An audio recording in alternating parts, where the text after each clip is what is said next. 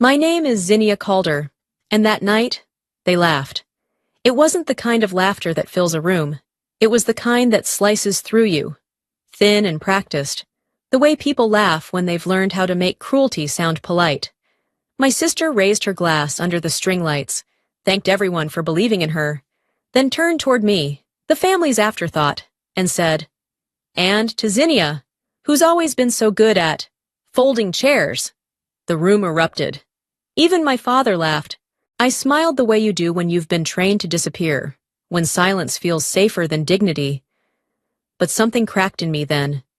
Not loudly, not all at once, just the quiet snap of a thread that had held for too many years. Because that night, I finally understood. They weren't going to stop belittling me until I stopped letting them. So I set my glass down, and in that tiny motion, I made myself a promise. They had no idea what was already in motion, or how quickly the world they'd built on my silence was about to collapse. The rooftop shimmered in gold that night, every table dressed to impress, every laugh rehearsed. The air smelled like champagne and self-importance. I arrived on time, in the quiet way I always do, the kind that never demands attention. At the reception table, the greeter handed me a badge with no name on it, only a neat little label that read +1. "Who's guest?" she asked, polite but distant.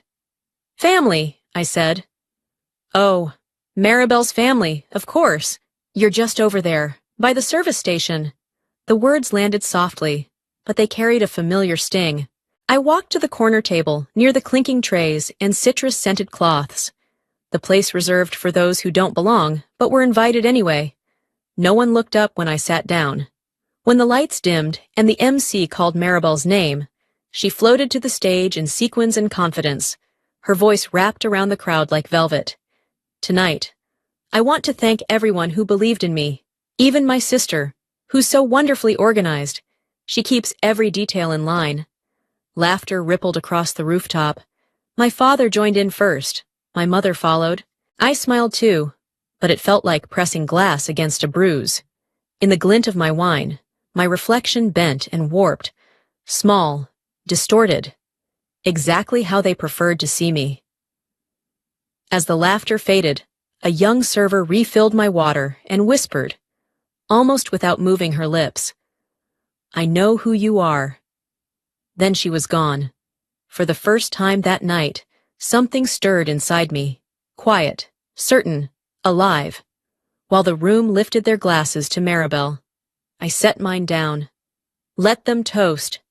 One day, they'd finally read the records they never thought I was keeping. I needed air, the kind that didn't taste like perfume and champagne. I slipped away from my corner table, weaving through clusters of laughter and camera flashes until I reached the display stand near the entrance. That's when I saw it. My company's logo, printed clean and small at the bottom of a brochure for the Women in Business Foundation. I pulled the sheet from its frame and read the fine print. Funded by Elysian Ventures. Seattle, Washington. A quiet laugh escaped me. Every spotlight in this place, every floral arrangement and branded banner, was paid for by a decision I had signed off on. I wasn't just attending this event, I had built it.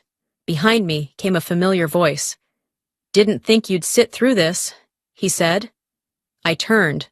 Nathan Price stood there, hands in his pockets, the same measured calm he'd always had. "Sometimes silence makes more noise than any speech," I said. He smiled, slow and knowing. "Still the same. You always see further than the rest." "No," I told him. "I just stopped needing anyone to notice." He studied me for a moment longer, then lowered his voice. "I know who you really are." "Zinnia. Been curious how long you'd keep hiding it." I didn't answer. I didn't need to, because while my sister posed for photos with the so-called sponsors, I was already calculating the next quarter's projections, already determining who would still have a seat at the table when the lights went down. From across the room, Maribel laughed with a donor and said sweetly, "She's great with numbers. My sister helps me audit everything." I smiled back from the shadows. Audit wasn't the word I'd use. Control was closer. And in that moment, I realized just how completely this whole scene already belonged to me. The scent of the hotel's lemon polish pulled me somewhere else, back to the kitchen of our old house, where Maribel blew out candles in front of a crowd of classmates while I stood by the sink, sharing the leftover frosting with our cousins. I was 10. The adults called me practical, the quiet one, as if being steady was a defect that needed apologizing for. I used to believe that if I worked hard enough, they'd notice. They never did. They only looked where the light hit first. A vibration pulled me back to the present. My phone screen glowed with a board notification.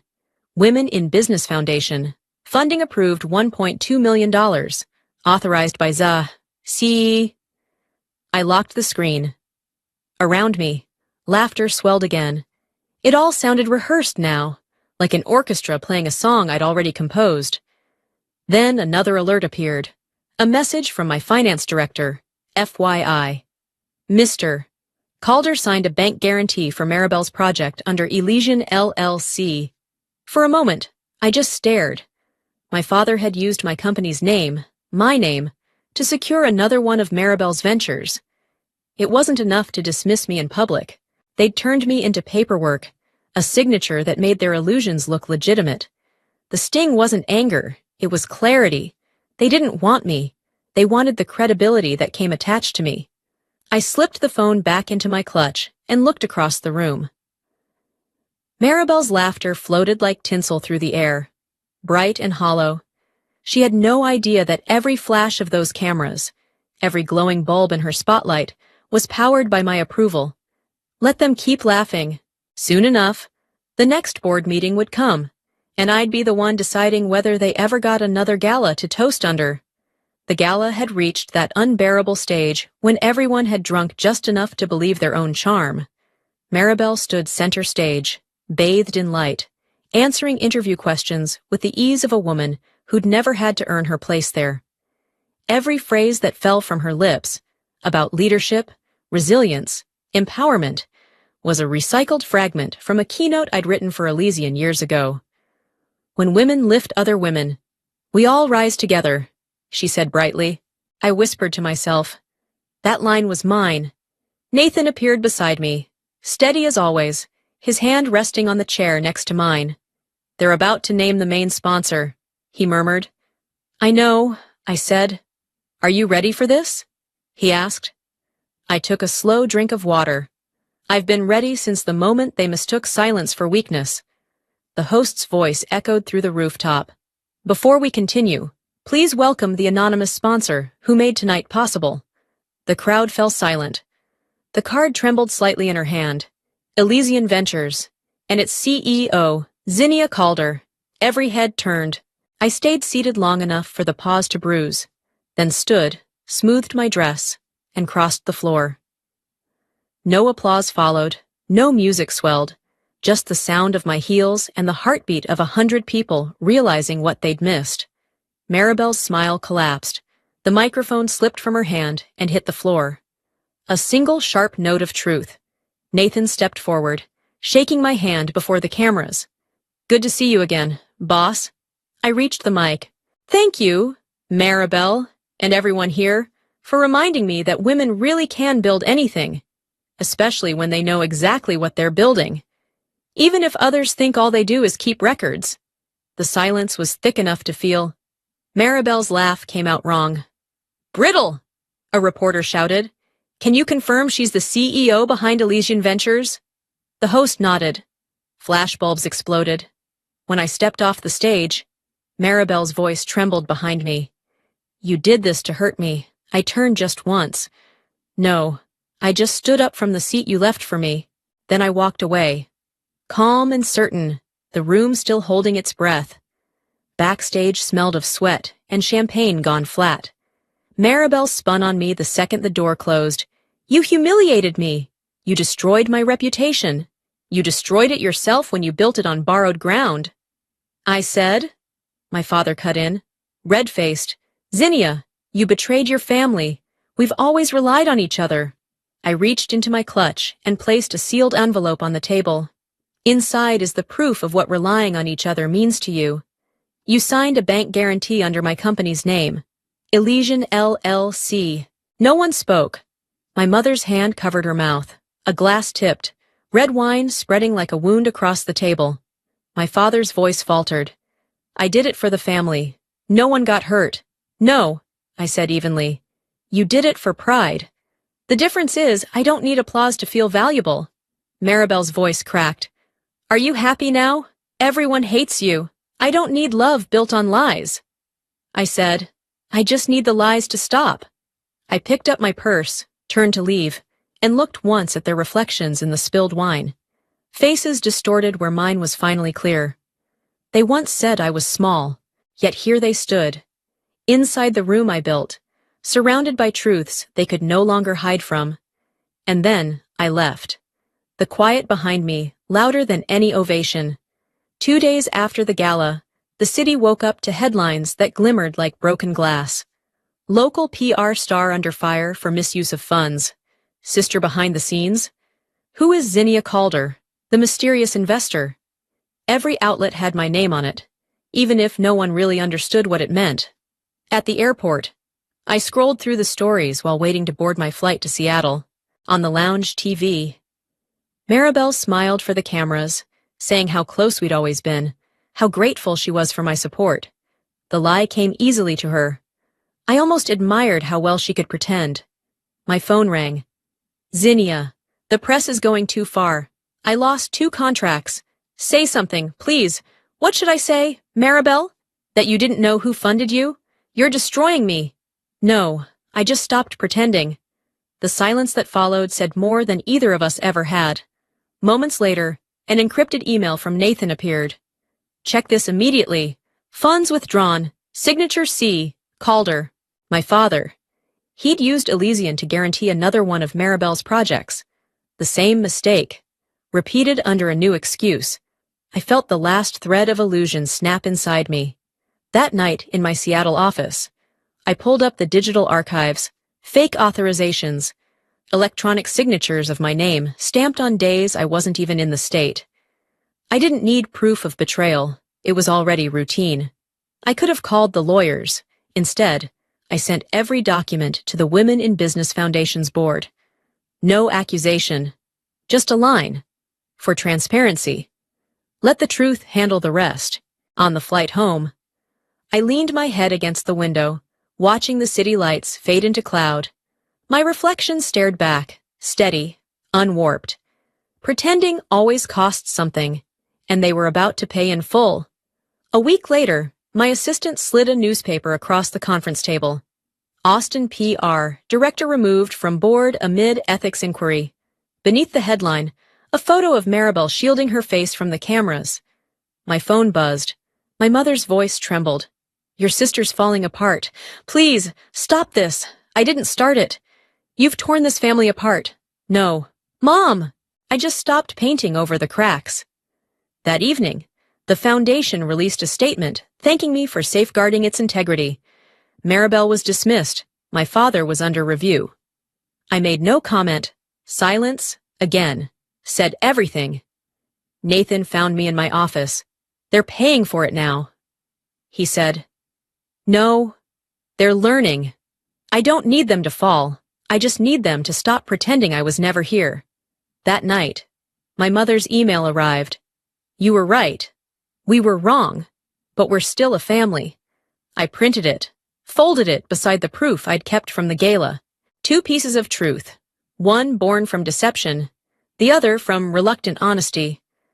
The next morning, rain swept across Seattle. I stepped outside, the air sharp, clean, no stage lights, no noise, only the steady hum of the city and the quiet sound of my own peace. They once called me too quiet. Turns out, silence was the only way they'd ever hear me. The rain had been falling since morning, fine and constant, soft enough to blur the skyline outside my window. Seattle was quiet in that way it gets before dusk, silver light glinting off the water. Everything still except the slow ripple of Puget Sound. I didn't expect the knock on the door. When I opened it, they were there. My father looked smaller than I remembered, shoulders slumped beneath his coat. My mother held a paper bag that smelled faintly of butter and sugar, the kind of cookies she used to make when she thought baking could fix anything. They stepped inside without a word.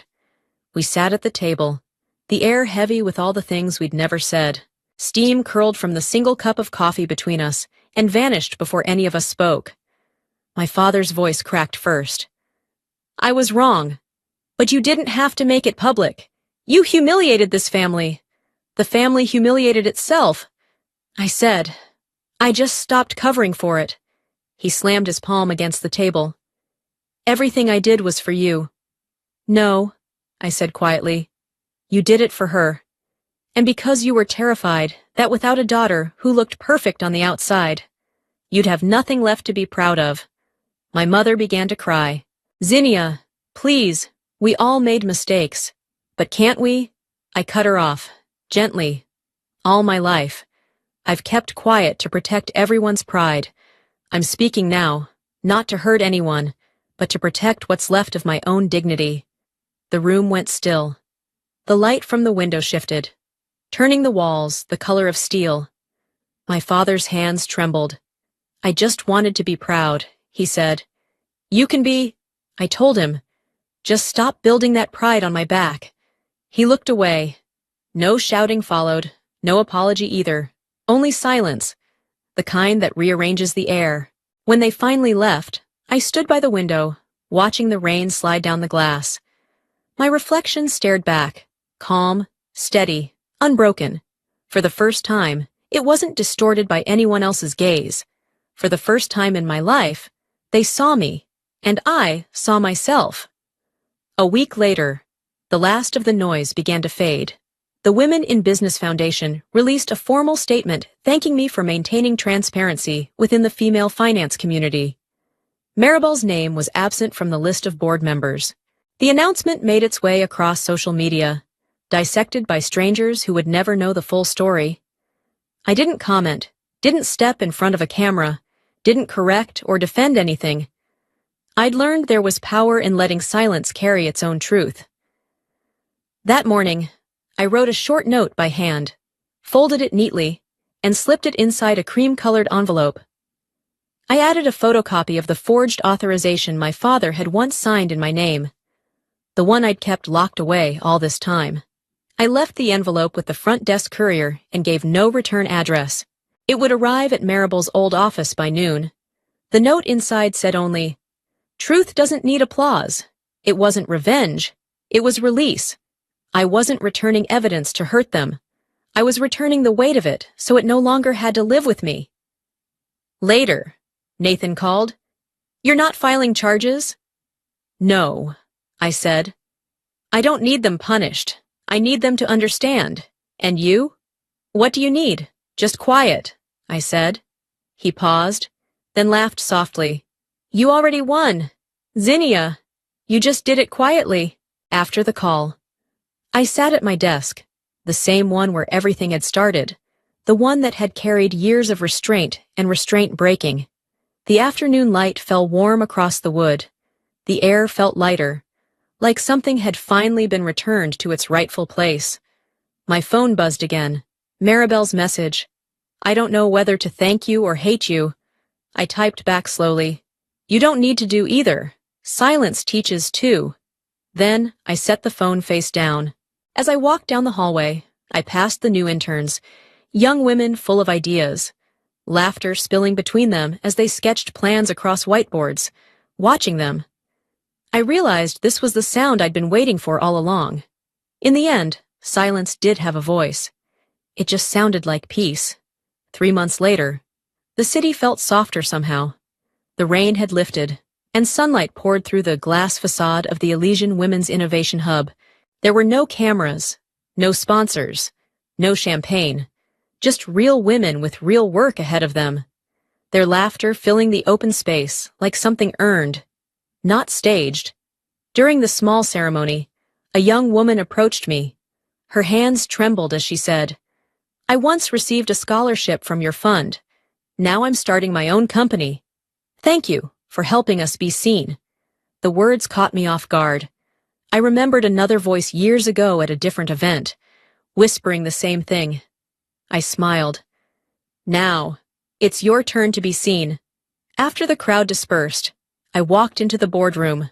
A young employee moved to pull out a chair beside me, but I kept walking, stopping at the head of the table. I think I've earned this one, I said softly. No laughter followed, only quiet acknowledgement.